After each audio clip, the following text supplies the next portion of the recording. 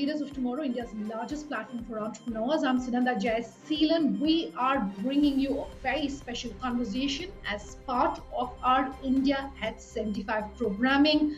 Looking forward, looking back, talking about entrepreneurship in this new India, talking about what has perhaps changed in the past 75 years and what are we hoping will change and looking forward to those changes in the next 75. That's all of this week.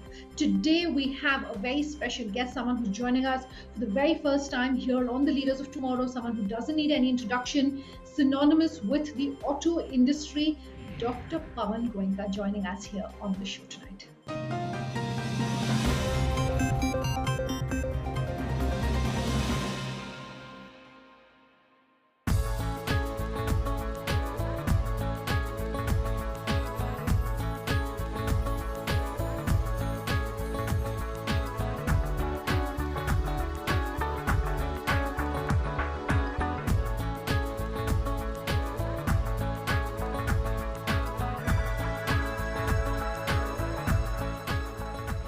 Dr. Goenka, such a pleasure having you with us here on the Leaders of Tomorrow, even as we are looking forward, talking about entrepreneurship. Is it changing? How is it changing?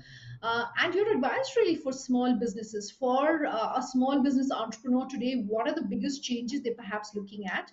And how should they stay on top of those changes? So, such a pleasure having you for the first time ever here on the Leaders of Tomorrow. Thank you for your time. And before we talk entrepreneurship, I want to talk about your changed role, if I can call it that, from being someone who's been so closely associated with the Mahindra Group for so many years.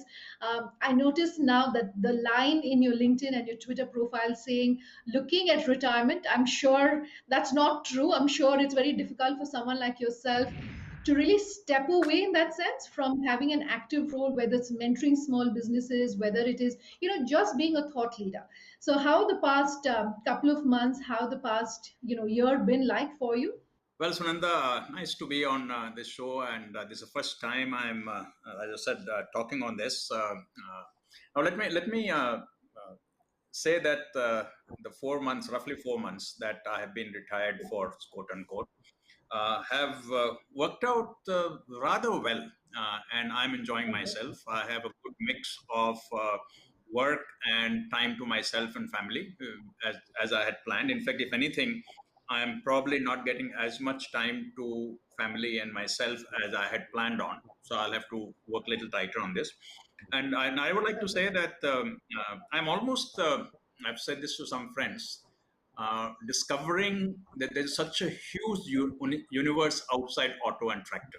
And obviously, all my career has been auto and tractor, and my universe was around that. And I'm finding as I interact with many more industries, some as directors, some as advisors, some working on the scale committee with Government of India, that there's so much more out there and so much that can be done, which really gives me a very a feel that there is India has a lot going for itself.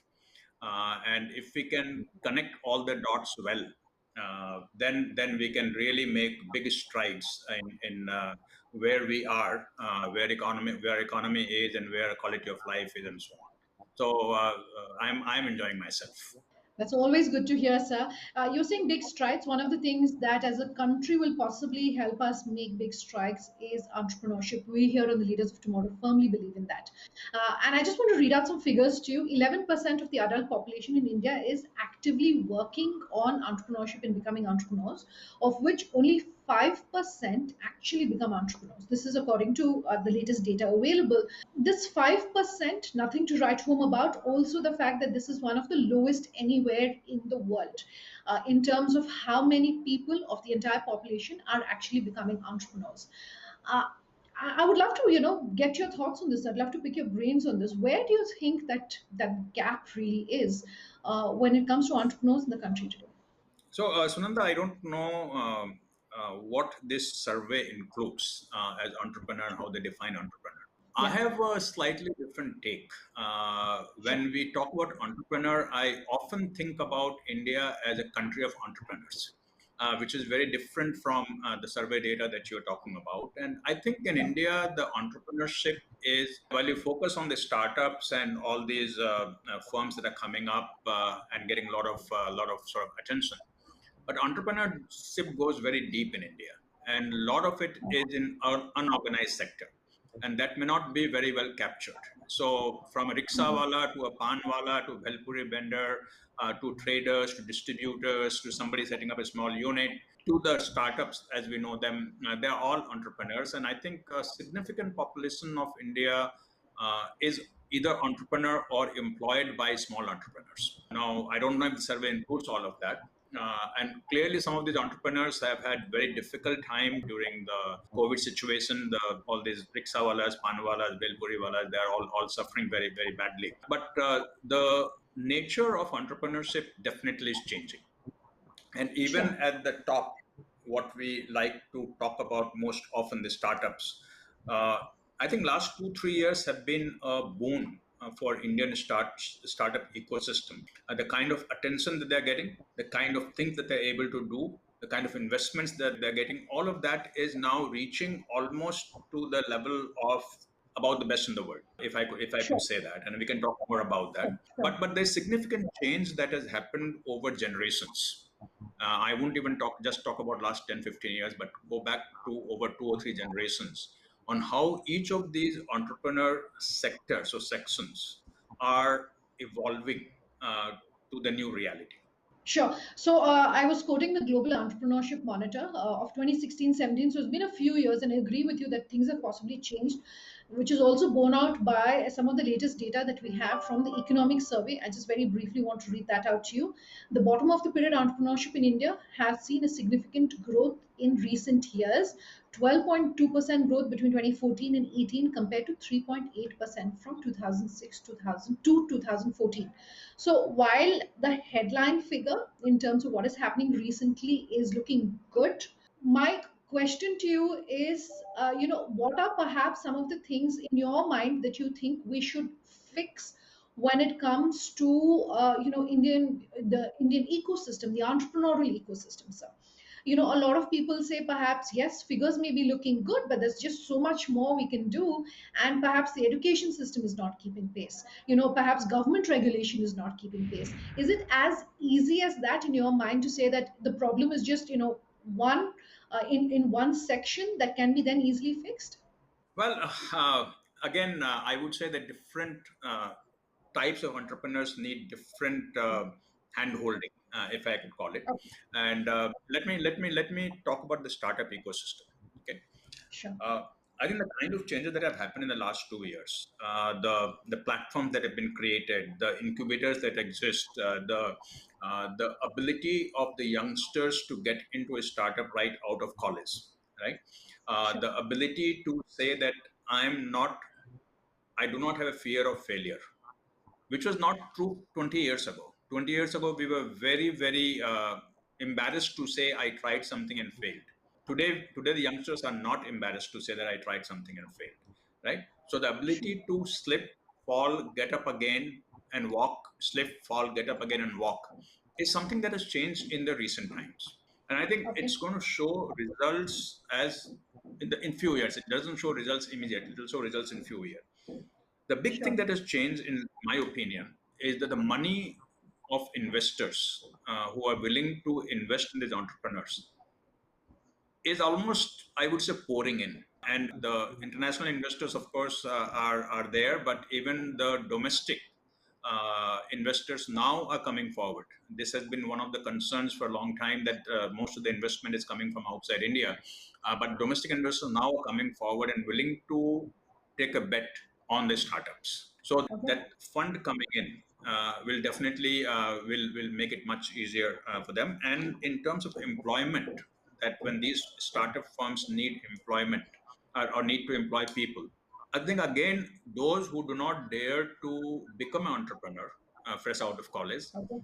at least dare to work for a startup before they get into regular sort of corporate jobs. They are more willing to try to be in a startup from the viewpoint of I have time on my hand. What if I after 2 years don't succeed, don't like it? I have to go and work for a large corporate. That's fine. 2 years in my 40-year career. does not sort of define my career, and let me try something, because 15 years from now, I won't be able to try, and then I would always wonder what if I had tried. So this Sure. mindset is coming. This mindset was not there 10, 15 years ago, and maybe it is because the layer that is reasonably well to do, can take risks, has become much larger. Of course, the bottom of the pyramid Okay. doesn't have the ability to take a risk. They have to play it safe. But the layer Sure. that may have been only this much 15, 20 years ago may have become that much. Okay. And Sure. therefore, we're seeing more and more people coming in. Today, most youngsters that I meet, they want to either dabble in a startup or want to work for a startup. Dr. Goenka, I have to take a very quick break. We're back in just a moment.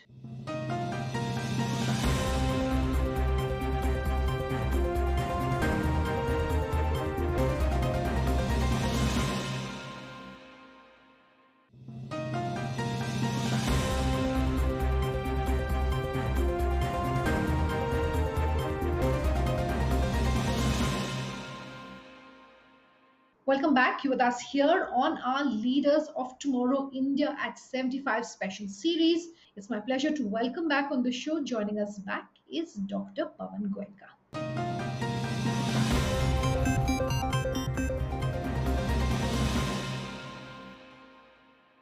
I just want to go back to the economic survey, just one more piece of data that I want to refer to from the survey.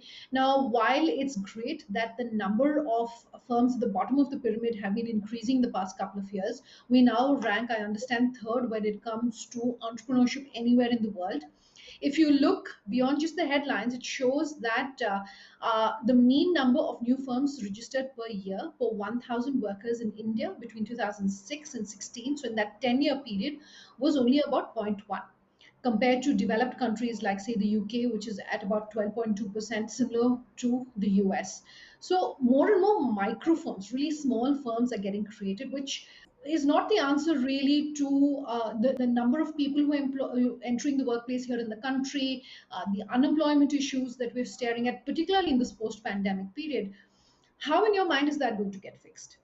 I agree with that data, and clearly the employment generation is not to the level where you may find in the Western countries. But once again, I want to go back to what I said earlier, that a lot of the employment of the entrepreneurs, not I'm not talking the startups now, I'm talking the other kind of entrepreneurs, is in the unorganized sector. And I don't know if it truly gets captured in the surveys that you're talking about. And many of the entrepreneurs, of course, are one person army, no doubt, and they don't employ anyone, like some of the things that I talked about. So yes, Okay. the entrepreneurs contributing to job creation may be somewhat lacking, but again, I do not know how entrepreneurs are defined. So all the MSMEs, are the entrepreneurs or they are not? So if I look at auto industry, for example, that tier one, tier two, tier three supplier, maybe tier one supplier, you may say, are not entrepreneurs; they are more professional companies. But tier two, tier three are all entrepreneurs. All the dealerships are entrepreneurs in a wider definition of entrepreneur. So let's not get hung up on a definition of entrepreneur defined by the Western world. Okay. Look at the entrepreneurs the way we have it in India, which is a very different evolution of the entrepreneurs. Sure. The startup ecosystem is new in India, relatively new in India, right? Maybe 10, 15 years. Yeah. And therefore, that probably has not evolved to the same level as in the Western world. But the rest of the entrepreneur ecosystem has evolved quite well. Fine. So we will not go into definitions, but I do want to talk about another section of entrepreneurship, which we discuss very often here on the Leaders of Tomorrow. It's something close to my heart, and that's female entrepreneurship, women in the workforce.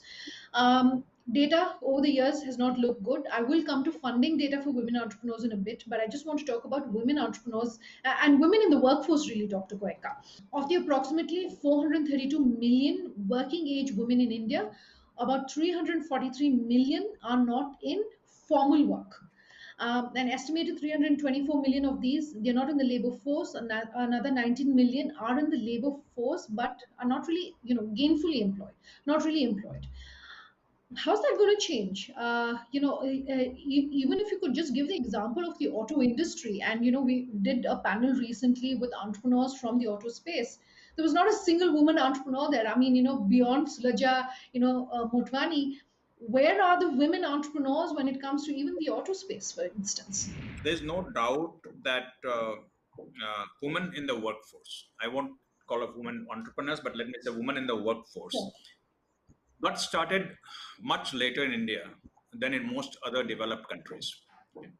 I remember when I was in IIT many years ago, we had in a class of 400 two women.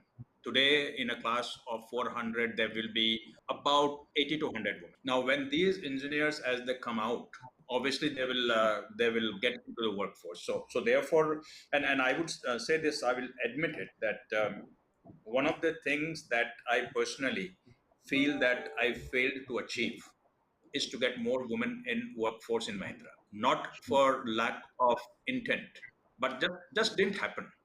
Maybe it is availability, maybe it is desire of women not to want to be in this industry. I don't know what it might be, but it Sure. didn't happen. So it is something that is changing as you see in colleges.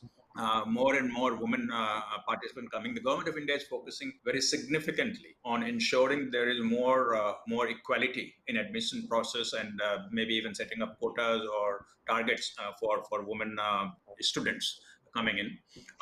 Sure. So women in workforce will increase. I think Okay. it will be a long time before we get to the level of US or Europe. It Okay. will be somewhat of a slow. And let's face it, many women after some time in India decide to drop their career for taking care of the family. That still is very much there, Okay. right? And whether it is social pressure, whether it is just the mindset, I don't know. So now, if you go from women in workforce to women entrepreneurs, I think it's the same thing that's reflecting there. Same thing that's reflecting there when IITs are graduating 80% men, 20% women. Obviously, you will see the same kind of ratio go into the entrepreneurship, into the workforce. Same thing true for medical college. Same thing true for commerce. Perhaps the place where women have equal representation is the field of HR, where I think you will, Yeah. in fact, see more women than men, perhaps. Yeah. So it's an evolving thing. We are behind, no doubt about it. It's an evolving thing. Will we catch up with the Western world? Someday we will, but I think that time is a bit far. I don't think there's anything specific that needs to be done in terms of promoting women entrepreneurship. Uh, I think we already are on that path, and that path will take its course, and we will get there. But Sure. I cannot think of anything specific that needs to be done today to say that we have to do X, Y, Z to promote women entrepreneurship. I want to take a step back and bring in your own personal journey. What has this pandemic really taught you, Goenka, Dr. Goenka? What have been your biggest learnings, and based on that, some advice that you'd want to give our viewers to say, hey, this is how, and for all of us, it was in some sense a matter of surviving, right? What have been your biggest learnings, Dr. Goenka? See, every crisis, every slowdown that we have had in the past, and there are always one every 6 7 years. The magnitude is nowhere near what we have experienced with COVID. Is an opportunity for to learn and in a way set new benchmarks. Okay. COVID being the biggest crisis has also brought in biggest learnings than any of the previous slowdowns that we have had. The biggest change that has happened, if I could just summarize it in 2 or 3 words, is digital enablement. This digital enablement wouldn't have happened in its own course to this level at least 6 to 8 to 10 years. But now everything, whether it is transactions, whether it is communication, whether it is education, whether it is conducting business, even launching products, doing audits, everything can be done digitally, and people are very comfortable doing it. I was one of the persons who didn't believe in work from home till 21st of March 2020.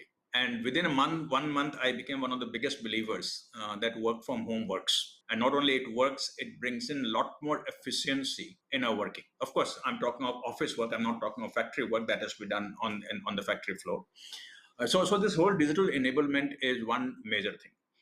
Second thing it has done is to take a step back and, in a way, destroy all the sort of mindset that we had, that this cannot be done, that cannot be done, this is not possible, it must be done this way. So many things that the way we sell our products has changed. The way we interact with the suppliers has changed. Earlier, for a supplier to think that I will meet the CEO of my customer on phone or on a video was unthinkable. It will be seen as insult.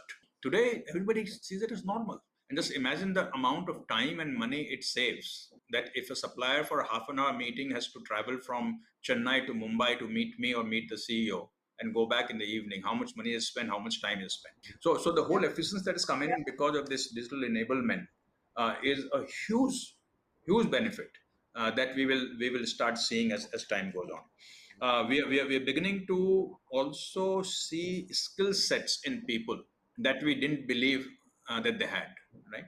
We are finding that the need for supervision is much less than most supervisors thought there was. Whether it's on the factory floor, whether it is in the dealerships, whether it is in the logistic ecosystem everywhere. And therefore empowering people has become a lot more prevalent than it was pre-COVID. So all of these changes, I say that look, there's no doubt that COVID is the biggest disaster that we have had in our lifetimes or in several lifetimes.